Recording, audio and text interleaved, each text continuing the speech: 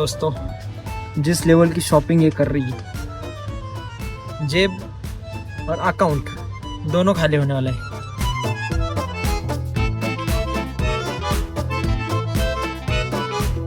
आणि आपल्या जेसीबीचे टायर झालेत गायब, म्हणजे हा वाला एक टायर और ये साइड वाला भी टायर गायब हो चुका है।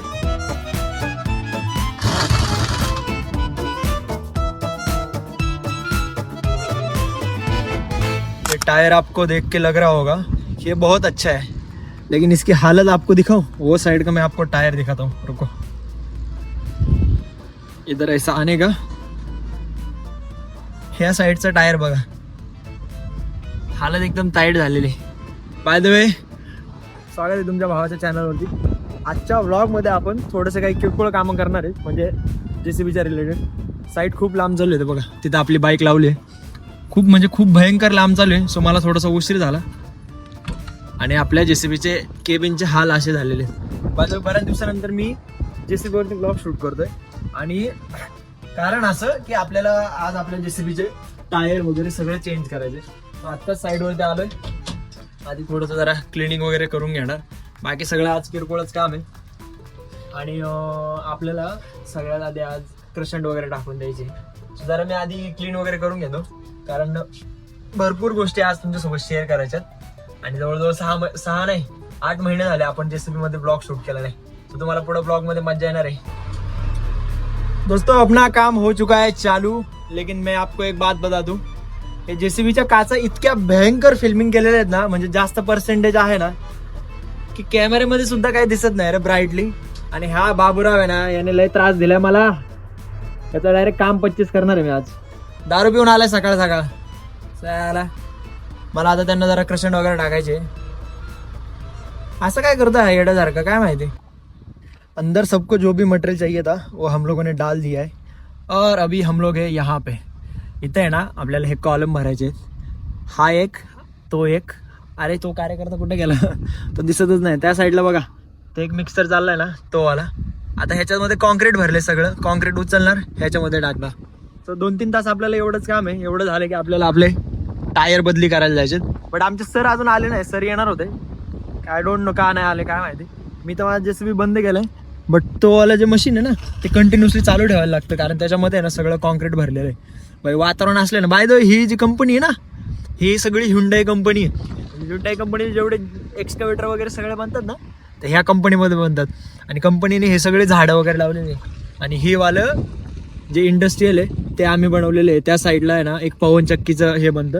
आईच्या गावात डोळ्यात काहीतरी गेलं, त्या साईडला आहे ना पवन चक्क्या बनतात। पवन चक्क्याचं जे चक्क्या नाही, चक्क्यांच्या पाठीमागचं जे असतं ना, ते बनतात त्या साईडला। सो आत्ता तर मला दिवसभर हेच काम आहे, म्हणजे दिवसभर नाही जाणार, बट जाईल, बऱ्यापैकी वेळ जाईल।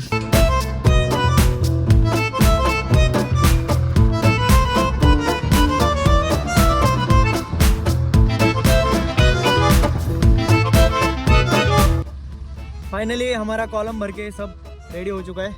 अपना जेसीबी भी यहाँ पे धोने के लिए लगा है। ये देखो, त्याला क्लीन करायला लागतं, नाही तर हे सगळं कॉन्क्रीट असं साचून राहतं। हा कार्यकर्ता आपल्याला क्लीन करून देईल सगळं, प्रॉपर क्लीन नाही केलं ह्याच्यामध्ये कॉन्क्रीट। ए क्या कर रहे, त्याने माझ्या अंगावरचे पाणी उडवलं। माहिती आपले टायर पण आलेत नवीन, अंगावरती पाणी उडवलं माझ्या। हे बघा, हे वाले आपले टायर्स आहेत, दारू रिमंड आहेत, बट ठीक आहे, हे तर चल जाएंगे।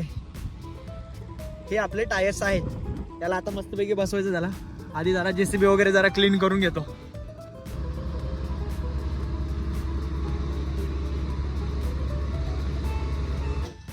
मित्रांनो, फायनली आपला जेसीबी पंक्चरवाल्याकडे आणला आहे आणि आपल्या जेसीबीचे टायर झालेत गायब, म्हणजे हा वाला एक टायर और ये साइड वाला भी टायर गायब हो चुका है। माझा हात मध्ये आलाय साईडला, हा वाला पण टायर। आपल्यासोबत अजून एक जेसीबी, ह्याचा मोठा टायर पंक्चर झालाय। बाय द वे, 1 मिनिट थांबा, मी जरा कॅमेरा रोटेट करतो।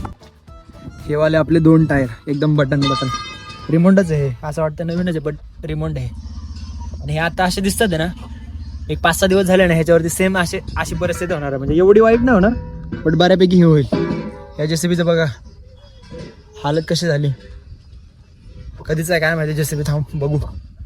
अशा किडेले आहेत मला. 2019चं मशीन आहे भाई, म्हणजे आपलं 2024. पण आपल्या मशीनचा जो लुक आहे ना तो बादशाह आहे. म्हणजे आपलं JCB एकदम टॉप लेवल आहे.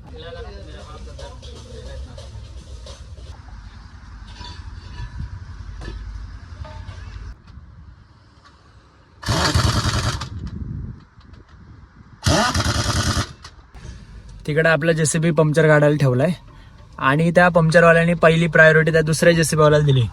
सो इथं एका ठिकाणी मस्तपैकी हे काका आहेत ना, हे विकतात ते बदाम शेक वगैरे. म्हटलं चला इथं जरा थंड काहीतरी खेळू, कारण ऊन इतकं आहे भयंकर. आता पाऊस झाला ना त्यामुळे जास्त ऊन येतं, नाही तर तसं ऊन नसतं. आता JCBच्या केबिनमध्ये मस्त AC आहे त्यामुळे काय वाटत नाही. आता तो त्याचं काम फायनल झालं की मग आले JCB किती छोटे छोटे दिसतात असे, एवढे एवढे. जरा बदाम शेक वगैरे एन्जॉय करतो.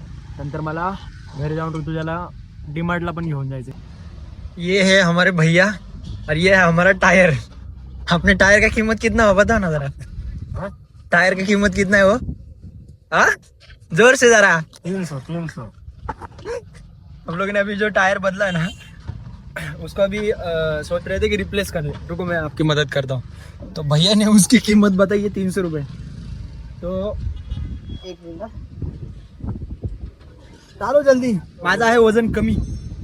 अरे रुको मैं पिटा के देता यार, एक मिनट हटिए आप.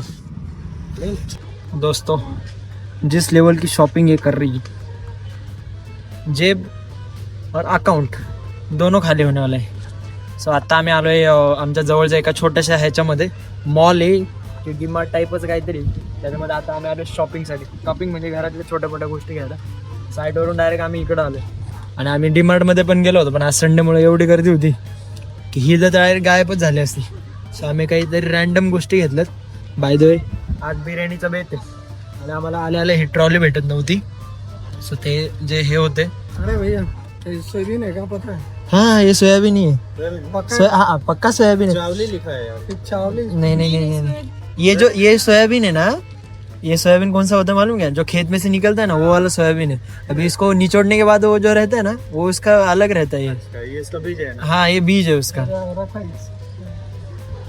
ह्यांना सोयाबीन मध्ये कन्फ्युज होते. He was the bachelor life. गडबड अशी होती. आता हिच्या पाठीमागे फिरते.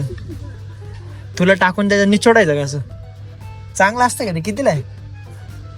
किती नको, मी हाताने पिळतो. 99 लिंबू 99 रुपयात. इथं सगळ्यात जास्त खर्च इथं होता. कोलंबा याला बनवाय निलंगा राईस. हा मध्ये चांगला निलंगा राईसचा नाद लागला होता, बट तो राईस एवढा चांगला नव्हता झाला. चला जरा आम्ही शॉपिंग करतो. शॉपिंग म्हणजे घराचा किराणा.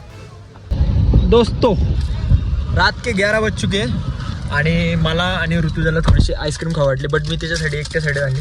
बाय द वे माझ्यासोबत चैतन्य आणि मी आलो होतो श्रेयदाची गाडी घ्यायला. त्याचं कारण असं, उद्या आमच्या आई साहेब येणार आहेत गावाकडून. सो मला आईला हॉस्पिटलला घेऊन जायचं. AC चालू नाही केलं का? टेम्परेचर डाऊन आहे.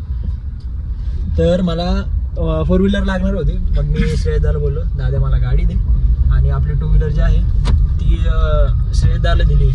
असा सगळा विषय. बाय द वे आज सगळा दिवस फिरण्यामध्ये गेलाय. थोडाच वेळ काम केले, बाकी टोटल दिवस आज पूर्ण फिरण्यामध्ये गेले. अजून पण आम्हाला घरी जायचंय आणि घरी गेल्यानंतर आजचा हा जो तुम्ही ब्लॉग बघणार आहे ना तो ब्लॉग मला अर्धा एडिट करायचा बाकी आहे. सो एडिट करायचं आहे. एनिवे हा ब्लॉग हा ब्लॉग कसा वाटला मला कमेंट सेक्शनमध्ये नक्की सांगा. पुढच्या ब्लॉगमध्ये भेटू. चला बाय बाय.